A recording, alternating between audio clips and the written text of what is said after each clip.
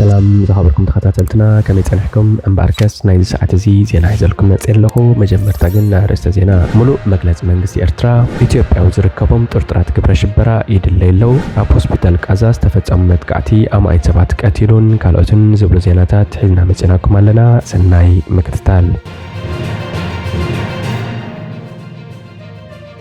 بورد خفل غازيتا استدالو مجلس منغستي ارترا بشوعات تقمتي استولعو كينات كازا كاب كلتي وغن لعل 4000 حسابات كازيفو لعل 10000 حسابات اقصيلو غزيف عنوات اوريدو اماي تشحات ام مزابيلو سلاماو معل بنت زيت غيرلو دما زخفه مغزفتن عنوتن كورد ابازيو تافاف خفل عالمنا سفيح زباو غيچتن هوكتن كبار عب تخللو نوح دحر بايتا نايز غيچت زين غود نغديفنا ابزو خينات زي حزب عالم زعزبو زلو درب عيار نتي ابصب صويات هانس كريستيان اندرسن اننببو معروق لبس تخدينا مرق ولا يكبل اب قدم اكو حزبي طرح نفسو زخده حصي ززخاخريو تحلقت ادماساون اهغراون حقتات طبقاتات سلطون علماء متكلات حوارا ديموكراسين سبعو حرنتن ينازبلو تماصادقتي اب بزح ግጭታት بسبعونت انبዛ ተጨናቅት መሲሎም ክዋስኡ ምርአይ ህዝብ ዓለም ዝረብረበልዩ ግደ حق ግን ስለ አህግራው حقን ሰብአውነትን ቅንጣብ ተጨኒቆም አይፈልጡን እቲ ሙዝ ስብከት ዝካየደሉ ካብ ቻርተር ሕብራት ሃገራት ጀሚርካ ኣብ ዝተፈላለየ አድማሳው حقጋትን ውዕላትን ሰፈረ በበዓይነቱ አስማት ዝተዋህቦ መሰላትን ሓርነታትን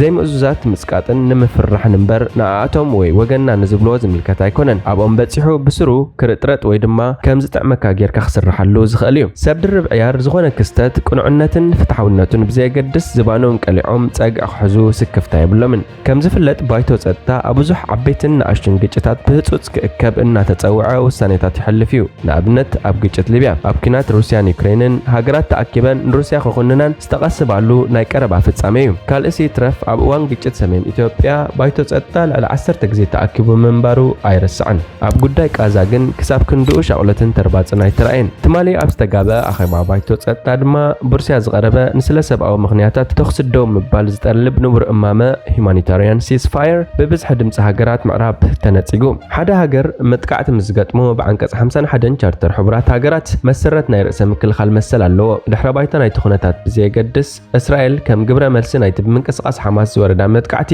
ሰብኣዊ ሕግታት ኩናት ብዘይጥሕስ መንገዲ ተመጣጣኒ ግብረ መልሲ ክትበሉ ይከኣል ይኸውን ሃገራት ምዕራብን ኮሚሽን ሕብረት ኤውሮጳን ግን ነቲ ኩናት ብዘይ ዕቃበ ክደፍኡሉ እዮም ተራእዮም ብፀቕጢ ህዝቢ እኳ እንተተኸለሰ ሕብረት ኤውሮጳ ኣብቲ መጀመርታ መዓልታት ንፍልስጤም ዝህቦ ዝነበረ ገንዘባዊ ሓገዝ ክቋረፅ ወሲኑ ነይሩ ፈረንሳን እንግሊዝን ብመምርሒ ሚኒስትሪ ውሽጣዊ ጉዳያት ንፍልስጤም ዝድግፍ ሰላማዊ ሰልፍታትን ምንብልባል ባንዴራ ፍልስጤምን ከም ገበን ብምቑፃር ክኽልክልኦ ፈቲነን ሕብረት ኤውሮጳ ኣብ ማሕበራዊ ሚድያ እቲ ኣውራ ማዕከናት ዜና ብተዘዋወረ ስለ ዝቆፃፅርኦ ንተግባራት እስራኤል ዝምልከት ዝንቡዕን ዘይሕጋውን ዝበልዖ ሓበሬታ ክእገድ ወሲነን ኮሚሽን ሕብረት ኤውሮጳ ኣብ ኩናት ዩክሬን ንሲቪላዊ ትሕተ ቅርፅን ቀረብ ኤሌክትሪክሲትን ዝትንክፍ ተግባራት ሩስያ ገበን ኩናት እዩ ከም ዘይበሎ ምኽርዳን ቃዛ ሕጋዊ መሰል ግብረ መልሲዩ ክብል ሞጊቱ ማዕከናት ዜና ምዕራብ ኣብ ግጭት ቃዛ ብዛዕባ ምቁራፅ ተኽስን ሰላማዊ ፍታሕን ብጩቕ ክብላ ኣይተሰምዓን ሓቅነት ውድዓውነት ሚዛናውነት እናተባህለ ዝስበኸሉ ዜናዊ ስነ ምግባር ኣሰሩ የለን ብቑሉዕ ፀግዕን ሻርነትን ዓበይቲ ዝበሃላ ማዕከናት ዜና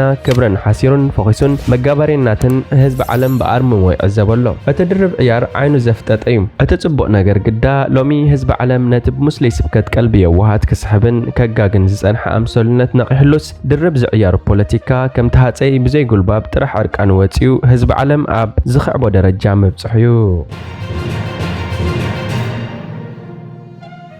ኢትዮጵያዊ ዝርከቦም ጥርጥራት ግብረ ሽበራ ይድለይሎ ኣብ ኬንያ ኣብ ቀረባ እዋን ኣብ ወደባዊት ከተማ ላሙ ኣብ ዝተፈጸመ መጥቃዕቲ ኢድ ኣለዎም ናይ ዝተባሃሉ 35 ጥርጥራት ግብረ ሽበራ መንነቶምን ኣሳእሎምን ኣላው ተገይሩ እቲ ኬንያ ዘውፅኣቶ ዝርዝር ጥርጥራት ካብቶም ዝድለዩ ዘለዉ መብዛሕትኦም ዜጋታት እቲ ሃገር ምዃኖም የመልክት ይኹን እምበር ዜጋታት ኢትዮጵያ ታንዛንያ ጀርመንን እንግሊዝን እውን ከም ዝርከቦም ተፈሊጡሎ ሓደ ካብቶም ኣስማቶም ዝተገልጸ ጥርጥራት ኢትዮጵያዊ ከም ዝኾነ ማዕከናት ዜና እቲ ሃገር ንሚኒስትሪ ውሽጣዊ ጉዳያት ኬንያ ብምጥቃስ ዘውፅኦ ፀብጻብ ይሕብር እቲ ኢትዮጵያዊ ጥርጡር ጃንጋሌ ሁቴባ ብዝብል ዝፅዋዕ ውልቀ ሰብ እዩ እቶም ጥርጡራት ኣብ ዝተፈላለየ ፅርግያታት እቲ ሃገር ኖታጊ ብምቕባርን ኣብ መንገዲ ላሙ ዊቱ ጋርሶን ድማ ሰላማውያን ሰባት ብምቕታልን ከም ዝተጠርጠሩ እዩ ተገሊጹ ኣብ 2020 ኣብ ላሙ ኣብ ዝርከብ ማንዳቤይ ወታደራዊ ማዕስከር ኣሜሪካ ብዝተፈጸመ መጥቃዕቱን ከም ዝተጠርጠሩ ተፈሊጡሎ ሚኒስትሪ ውሽጣዊ ጉዳያት ኬንያ እቶም ጥርጡራት ዕጡቃትን ሓደገኛታትን ምዃኖም እዩ ዝገልጽ ኣባላት ናይቲ ኣብ ዞባ ላሙን ከባቢ ቦኒን ህይወት ሰባት ዝቐተለ መጥቃዕቲ ዝወደበን ዝመርሕን ጉጅለ ጂሃዳዊ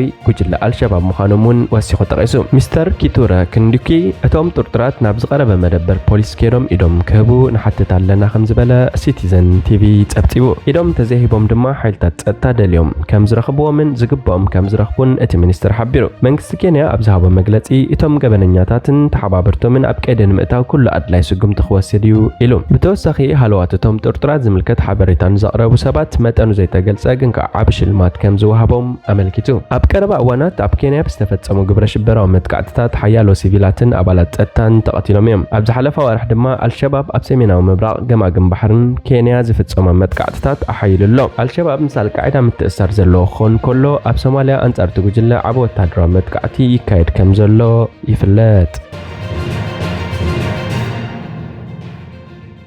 ኣብ ሆስፒታል ቃዛ ዝተፈጸመ መጥቃዕቲ ኣማኢት ሰባት ቀቲሉ ኣብ ከተማ ቃዛ ኣብ ዝተጨናነቐ ሆስፒታል ብዝተፈጸመ ፍንጀራ ኣማኢት ሰባት ከም ዝሞቱ ሰብ መዚ ጥዕና ገሊጾም ሓደ ዶክተር ነቲ ኣብ ሆስፒታል አልኣህሊ ዓረብ ዝተፈጸመ ጃምላዊ ጨፍጫፍ ዝበሎ ተግባር ክኾንን እንከሎ ካልእ ድማ ብዛዕባ እቲ ኣዕናዊ ፍጻመ ዝረኣዩ ተዛሪቡ ሰበስልጣን ፍልስጤም እቲ ፍንጀራ ብመጥቃዕቲ ኣየር እስራኤል ዝሰዓበ ምዃኑ ይገልጹ ኣለዉ ሰራዊት እስራኤል ግን ፍልስጤማዊ እስላማዊ ጅሃድ ዘወንጨፎ ሮኬት ምፍሻሉ ዝሰዓበ ምዃኑ ይገልጽ እቲ ዕጡቕ ጉጅለ ነዚ ክሲ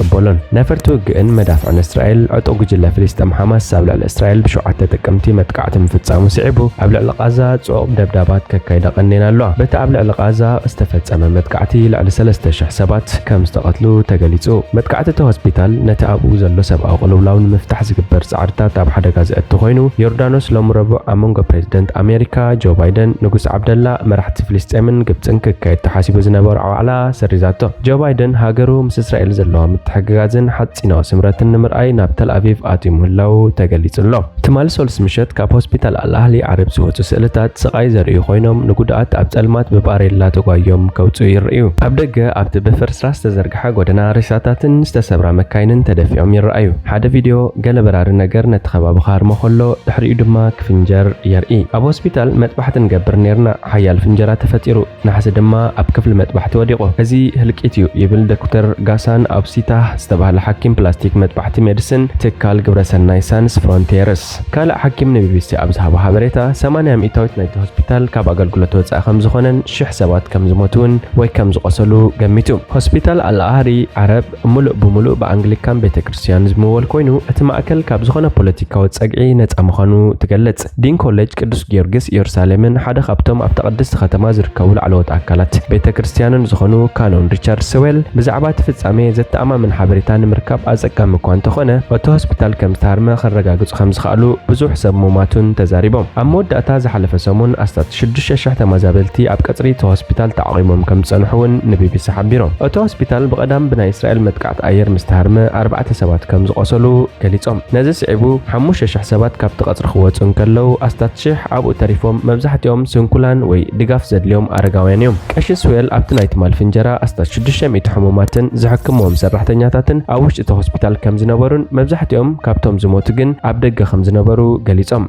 إذا عينت متقعتي بعقات أميخون كونيلكا كتم مخانيلو زكاء لايكونن قبل وسيخهم جليسهم أبتأوان أبتخبر بزنبر أما خارسيبل مهندسنان بروفيسور يونيفرسيتي بريطانيوي فلسطيناوي زاهير كوهايل أتزر أيو كتحسبو زخبد مخانو نبي بس جليسهم كلتا روكيتات كاب F-16 و F-35 نفايتو قمتين نزوم سبات بزي محرات كقتلوهم رئي إلوم وسيخو دمابت فنجراب ستبقى سبار حوي بزوحات سبات كم استقتلون قداموت رديئتو هابتي نتزدحانو المدحان زد اليوم مسارحتات كم زقودلو من قليتو منسترت عنا غازا 500 سبات كموتون كلو كالوتا ما يدما أبتحتي اتفرسراس تدفينوم كيهلو سقات كم زلو حبيرو حماس نتزسكح كحجام لاو قتلت زبولو متقعتين إسرائيل وقيسو اتستو قبتا معرباو قماقم زما دبروها بقال بريزيدنت بعال مزي فلسطين محمود عباس نإسرائيل بتسيوف قابن كاسيسو اتقطع ناب قدناتات معرباو قماقمون فاسيسيو بقمايت زغطزرو سرفنياتات مسحيلتات اتابع المزي فلسطين كقاجعون كلو نساتهم دما زنبع ጋዝ ምቱካስ ምላሽ ይቦም ቀዳማይ ምላሽ ሓይልታት ምክልኻል እስራኤል IDF ንሆስፒታላት ዕላማ ከም ዘይገበረ ምጉላሕ ኮይኑ ብዛዕባ